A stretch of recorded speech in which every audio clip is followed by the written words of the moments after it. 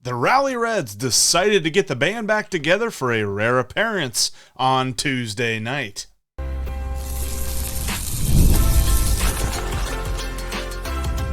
You are Locked On Reds, your daily Cincinnati Reds podcast, part of the Locked On Podcast Network, your team every day.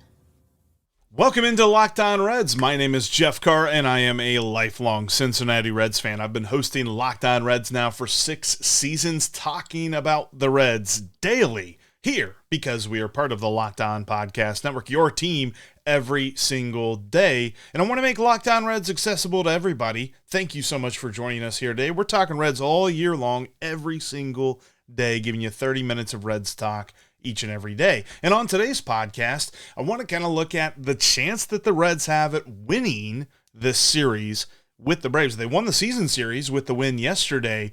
Can they win this series and just put them away? By the way, New York Mets fans, you're welcome. We're also going to look at the injury to Brandon Williamson and why it makes me wonder a little bit about the end of this season and how the Reds are approaching it, and something for the future along with that as well. But we will begin with the Rally Reds getting that dub on today's episode that is brought to you by Gametime. Download the Gametime app, create an account, and use code LOCKEDONMLB for $20 off your first purchase today. All right, the Reds get a nice comeback win. The lineup partied like it was 2023. Yeah, just a year ago. Boy, that was fun, wasn't it? But the lineup really did well. In fact, this was the 27th comeback win of the season for the Reds. It ties them with the Miami Marlins for 26th in Major League Baseball in comeback wins. What a difference a year makes. Last season, they had 48 comeback wins. They were tied for the Major League lead with the Baltimore Orioles. Something about this team changed. There were some injuries. There were a lot of different stuff, but this year has just been so backwards from what we expected it to be. The Rally Reds not being a huge part of it is just one of the many examples of how weird this year has been. But hey, he did it. Spencer Steer got to number 20. I've been talking about him the last couple of days. He's not been as good as we thought he would be this season, but he got to 20, so he officially has a 2020 season under his belt, 25 steals, 20 homers here in the 2024 season. So you love to see that. And his 2-run homer was the go-ahead homer. It was the difference in the ballgame in the 7th inning as the Reds were able to really will themselves back in this game. They fell behind 3-0 super quickly in the top of the first inning. It was very clear that Brandon Williamson did not have his best stuff. Wasn't quite as clear that he was going to get hurt. We'll talk a little bit more about that later on here in a few minutes. But the Reds were able to come back from all of that. I mean, the Braves went up 5-1 before the Reds really got going. And then finally they were able to string some hits together. They were able to come up with some timely hits. They were 3 for 7 with runners in scoring position in this game. That's how you win. You get those clutch hits. And you had multi-hit nights from Tyler Stevenson, from Ty France. But hey, you didn't just have to have the first name of Ty because Noelvi Marte had a multi-hit game. Now, they were both singles, but hey, multi-hit games are good for a guy like Noelvi Marte that has had such a struggle of it this season. But he did have, one of his hits was a double. I just said 2 singles. 1 single, 1 double. He now has more doubles than walks on the year. But again, the mixed bag that is Noelvi Marte, he had a good night on Tuesday night. Also got an RBI. 4 different guys recorded an RBI in this game. Spencer Steer, of course, the only multi-RBI guy for the night with the 2-run bomb. But only Jonathan India and TJ Friedl ended the night without a hit. And Jonathan India managed to get on via walk. You had a double from Elly Cruz in the bottom of the first inning. He came around to score on that. Really, the bottom of the first is where I was worried about this game because the Reds were able to load the bases and they didn't get, they brought Elly around to score and then they loaded the bases behind him and they couldn't get anything out of that. I'm like, oh boy, I've seen this song and dance way too many times this year. this is not good. But they were able to build. They were able to get some hits. And they were able to string hits together, something that we haven't seen them do on a consistent basis this year. But that was great to see. And then on the pitching side of things, because of the injury to Brandon Williamson, the Reds really had to dig deep. 7 different pitchers, including Williamson, touched the mound on Tuesday night. Not everybody had the best of nights. I mean, you had Fernando Cruz give up a run. You had Carson Spires give up a run. But then everybody kind of slowed down a little bit. Buck Farmer, 2/3 of an inning, scoreless. Brent Suter got one out, but he got one out without giving up a run. Emilio Pagan pitched the 8th, did beautifully well. And then Alexis Diaz closed it down. He lost his perfect month. It's a bummer. 7th appearance of the month, and he gives up his first hit in September. But he only gave up a single. And that's it. And he struck out 2, and he got the save. That was a great game. The kind of game that you felt a lot better about had they done back in June or May. Earlier when it would have helped a lot more. But that was a lot of fun to watch, especially all of the different things that came together for this Reds team. It just shows you that there is the potential for this to happen. Because the Braves, Grant Holmes is a fill-in starter, yes, but Jesse Chavez has been doing pretty well for them in the bullpen this year. He got touched up for a run. Pierce Johnson has actually pitched all right for them.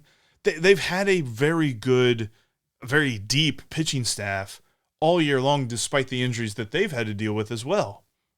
But the Reds were able to touch them up and get some runs. Only had the one homer.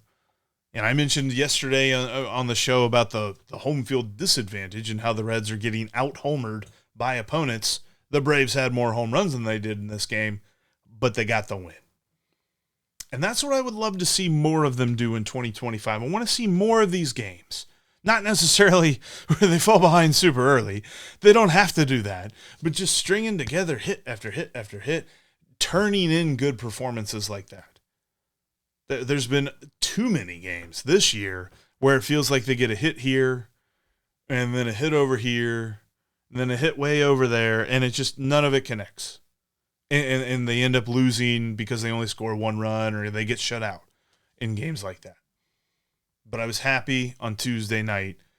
Their 4th win. They've played the Atlanta Braves 4 times in 2024, and they've won all 4 times. Like I said at the top of the show, Mets fans, you're welcome. But with all of this, there's an unfortunate question that we have to ask, because at what cost? Brandon Williamson showed us why the line between winning these late season games that don't really mean that much shouldn't be so costly.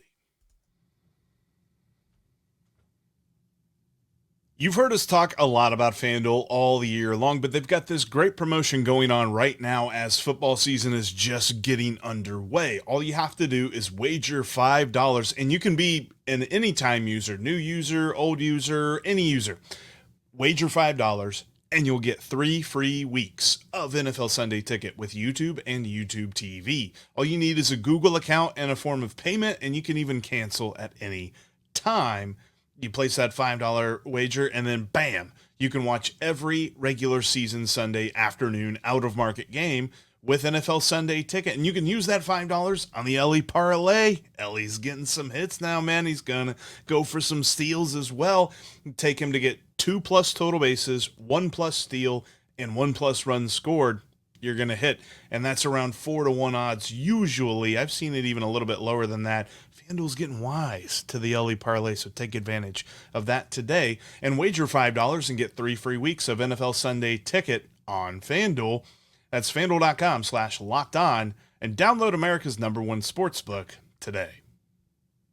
And there's only a few more games. We only got 5 more games counting today at home for you to take advantage of Gametime. Do what I do what Steve does. Go down to the banks, have a nice time, find a nice spot to kind of post up, maybe get a bite to eat, get something to drink, and then get on the Gametime app and check out last-minute deals, because they've got the best last-minute deals on Reds tickets. They've also got great last-minute deals on Bengals tickets, FC Cincinnati, Bearcats football. As we get closer to basketball season, Bearcats basketball as well. And more than sports as well. They've got performances like theater performances, live comedy performances, and so much more are over at Gametime. Plus, you can get the view from your seat just about anywhere you go. If you want to follow the Reds to Chicago or to Cleveland to finish out the season, you can do that with Gametime. I recommend it. That's how I followed them down to Atlanta this year, and it was absolutely worth every penny. Check out Gametime today. Download the Gametime app and type in the promo code LOCKEDONMLB, and you'll get $20 off your first purchase. Again, that's promo code LOCKEDONMLB for $20 off your first purchase on Gametime. What time is it? It's game time. We are talking Reds here every day, every week, every month, all year long. Make sure that you subscribe so you can get 30 minutes of Reds talk every single day here on the Locked On Reds podcast. And with the win, the Reds saw Brandon Williamson leave the game early with an apparent left elbow injury. It was easy to see on the broadcast.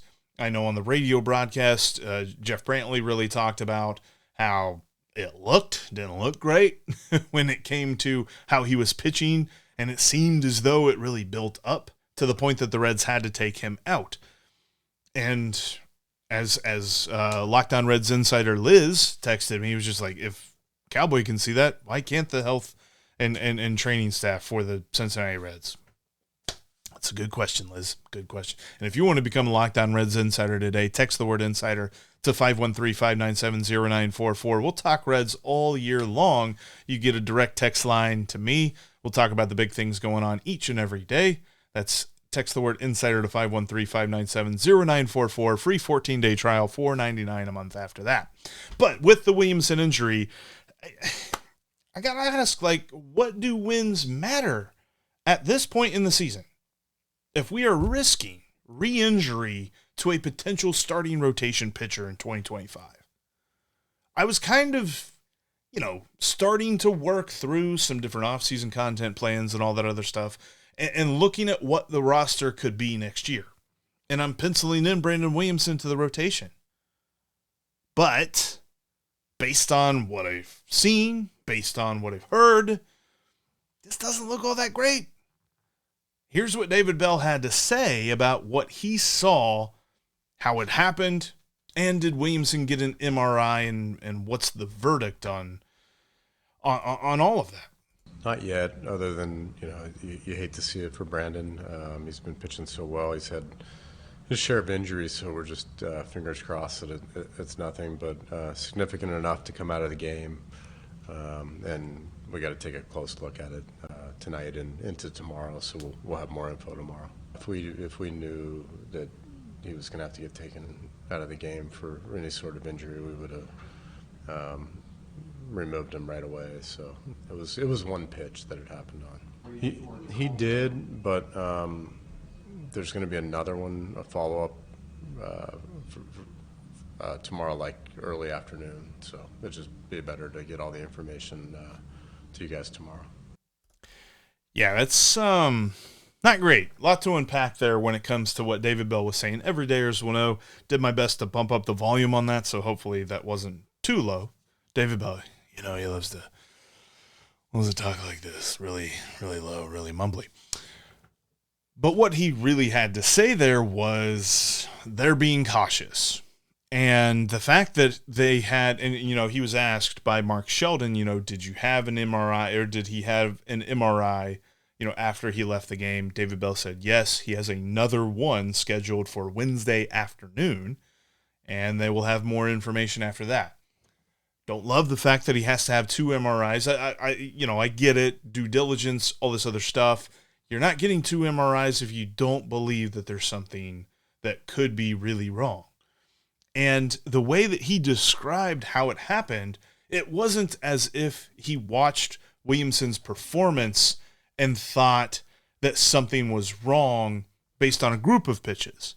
He said that it was one pitch, and then something was wrong. that would lead you to believe that it could be like a snap. Maybe he threw a curveball weirdly and something snapped. I don't want to say that because that's not what they said. They did not say snapped or anything like that. But like that's just what my mind goes to with that sort of a comment. And kind of looking at his pitch profile for the day, it was okay. Like, I mean, velocity was fine. It was slightly down, but it was in the, 10th of a mile of an hour, not anything really that crazy. Spin rate was fine, all that other stuff. He was just getting tagged a little bit on the stuff that he threw, and then after he got tagged a little bit, he got gun shy about throwing it in the strike zone. And that's why he ran up his pitch count in the first inning. He threw 34 pitches in the first inning. But with that, I have a question because this is a huge worry for me at this point. Because I think I'm officially saying, because I've thought this, and I know that Steve has really articulated this, which, by the way, Steve will be back with me here later on this week. Our schedules have just been crazy as far as trying to record. But I'm officially saying that I don't know that I can rely on the Reds to adequately handle injuries. There's been a lot of guys, position players, pitchers, things like that I don't know if it's just, oh, gosh, golly gee, unlucky, things like that. But there's been a lot of them to this point in the season that they've tried to come back, they've had a setback, they've had something else happen, couldn't get back, got back for a minute, had to go back, lots of IL stuff. And I know that there are numbers out there, and FanGraphs has the Reds in like the middle of the pack so far as wins above replacement that were lost to injury this year, or, supposed wins above replacement that were lost to injury this year. So it's not as if you can, pin that up on the wall and say injuries are the big reason that 2024 did not happen the way we thought it would. That's not what I'm saying here. What I'm saying here now is that when a guy gets hurt, and we're getting close to the timetable, I say that in quotations, close to the timetable that the team has told us this player should return. I feel as though that almost is too aggressive. Because we've seen so many guys have setbacks. The old adage of, fool me once, shame on you, fool me twice, shame on me. What's fool me like 12, 13, 15 times? Like, at that point, I think we're just spinning our wheels. That's what worries me about Hunter Greene supposedly pitching this weekend against the Pirates. Are we adequately rehabbing? Are they allowing for enough time to heal? Because here's the thing. I saw that there's an interview with Hunter Greene. He had quotes where he was just like, yeah, I wanted to get back. I wanted to finish off the year strong. I wanted to help my team win. He's a player. That's what a player should say. A player should want to play. The team is the one responsible for handling the medical side of things and the recovery and making sure that all of that is handled properly. And I just don't know that I've seen that over the last couple of years. As we continue to turn a microscope on, drafting prospects and developing them, or trading for prospects and developing them, and attempting to get everything right from a roster standpoint that doesn't necessarily cost as much as the big market teams. Okay, that's fine, but you got to be really good in all the other areas: development, drafting, and health, taking care of the health of players. That does not get to be ignored here. In fact, that might be just as important as the actual development of a player. So the Reds should have an number one health staff, and I just don't feel like that's the case. And I don't know the ins and outs like Steve does when it comes to, the details and the nitty-gritty. All I know is the big picture. The big picture is we want healthy players.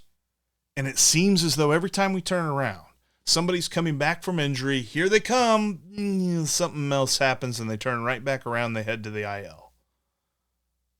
That's been happening too often. And the Brandon Williamson injury and his return felt like a special case because of how banged up the pitching staff was, but that should not have sped up his timeline. And I know that for the first couple of starts, they treated it like it was a rehab start. They only had him throw so many pitches. He did not throw very many innings, all this other stuff. But there's a reason that guys rehab in AAA. There's a reason that other teams don't do this sort of thing, where they bring guys up and have them do their rehab in the majors.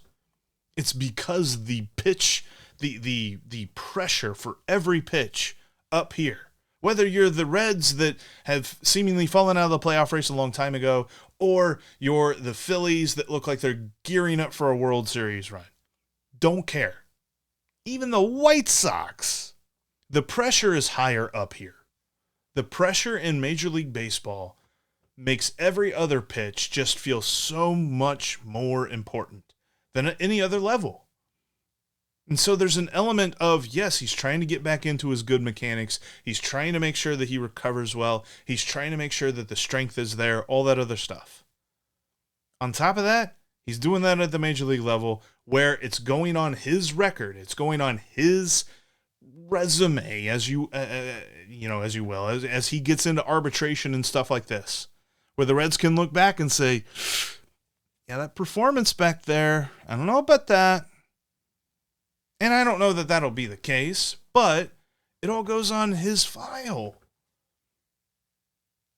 So did we do the right thing by Brandon Williamson? And are we going to hear at some point on Wednesday the bad words of Tommy John surgery? And I know I went DEFCON Delta, DEFCON 20, threat level midnight with the Hunter Greene news about a month ago, and it didn't end up being as bad as we feared. But we're right back here again. And I don't know that I just inherently believe that everything is going to be A-okay. Really hope it is. Really hope it is. But I just worry about how the Reds are handling this, because they should not be jeopardizing any part of 2025 for the final 10 games of this season. As much as I'd love to see this team hit 500 and finish out the season that way, and you always want to finish out the season strong and blah, blah, blah. Finishing out the season strong means finishing out the season healthy. And with Brandon Williamson, at least, the Reds are not doing that. But, hey, speaking of 2025, speaking of winning games now, I believe the Reds can win this series with the Braves so long as one thing happens.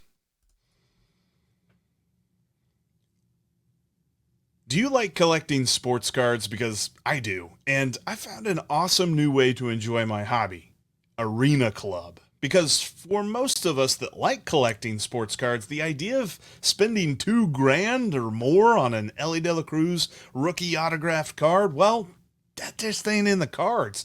I love collecting, but that's some serious money to drop.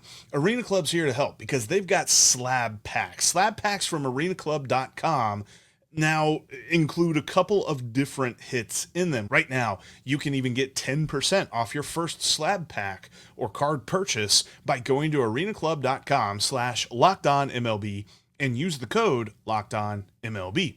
That's arenaclub.com/LOCKEDONMLB and code LockedOnMLB for $10 off your first purchase over at arenaclub.com.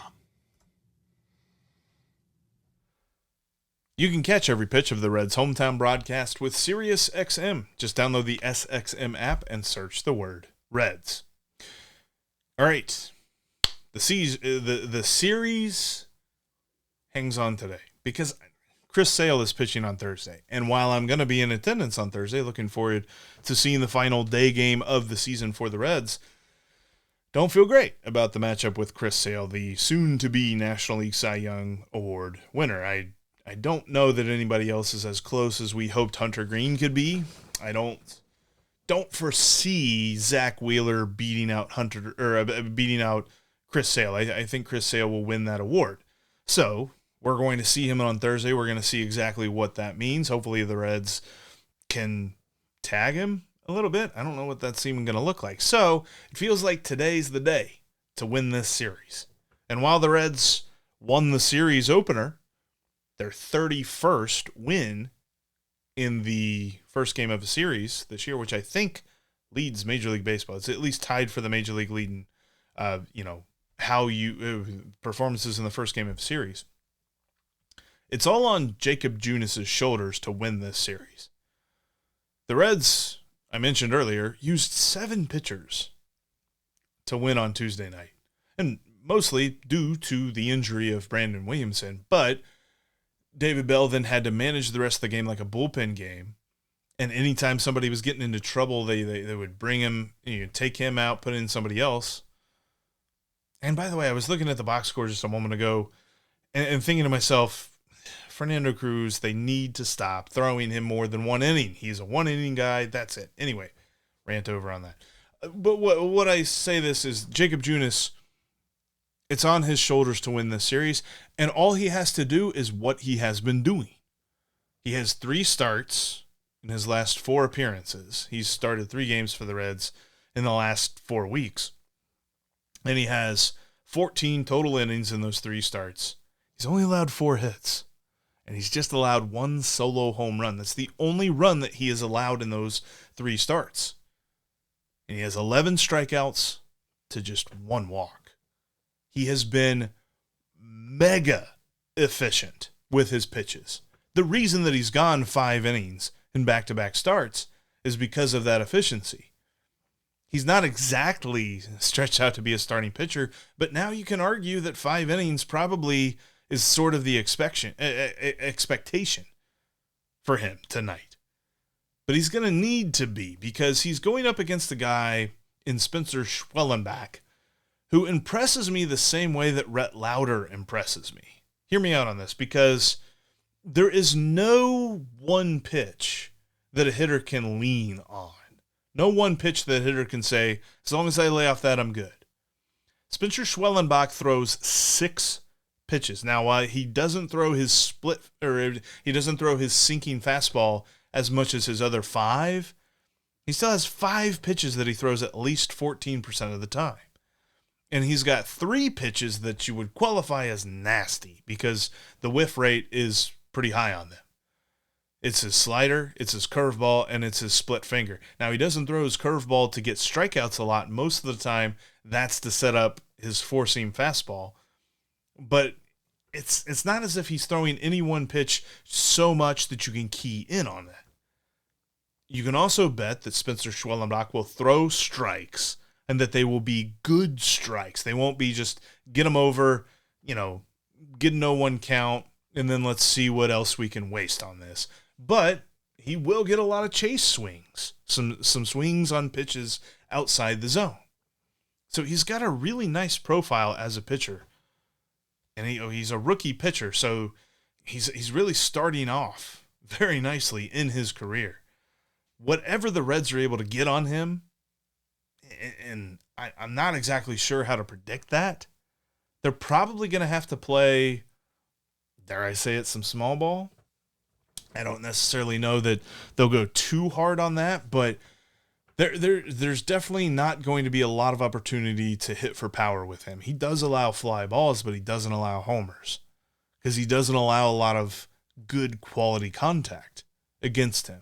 The average exit velocity against him is below league average at 88. The league average is 88.5. He's at 88. So it's just slightly below league average, but that's still really good. People don't barrel him up. People don't really square up his pitches very well. So it's going to be a difficult matchup for this Reds lineup. So it's all going to be on the mound. What can Jakob Junis do? Because the Reds threw just about everybody.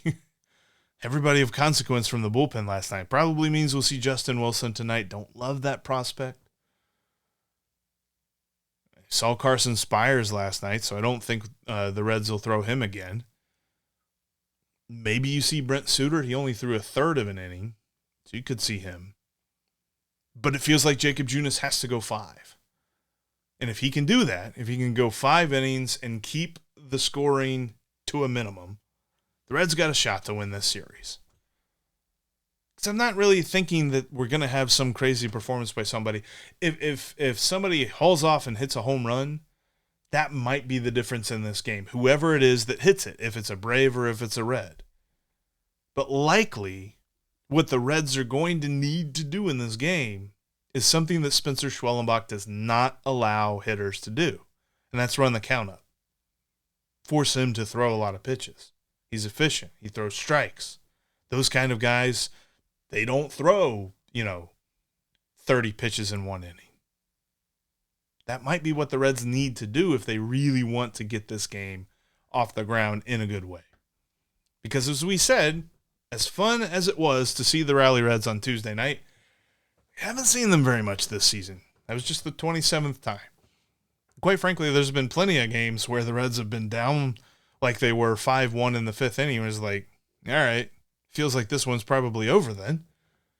It was great to see them come back from that, though. Hopefully, they can win the series tonight. And that's going to be where we end today's podcast. Thank you so much for checking out today's Locked On Reds podcast and making us your first listen, your first watch every single day. For your second listen, check out Locked On MLB as Sully gets you ready for the playoffs. In fact, I've got a link to Locked On MLB in the description of today's episode. Save you searching for it and all this stuff. All you got to do is click the link below. But that'll do us for it here today. Coming up on tomorrow's podcast, we're going to look at the weekend series, the final weekend series of the season with the Pirates. Get you set for maybe a Rhett Lauder, Paul Skeens matchup. Maybe, fingers crossed. Would really love to see that. But that'll do it for us here today. You can always trust, though, that every single day, every single week, every single month, all year long, we will be Locked On Reds every single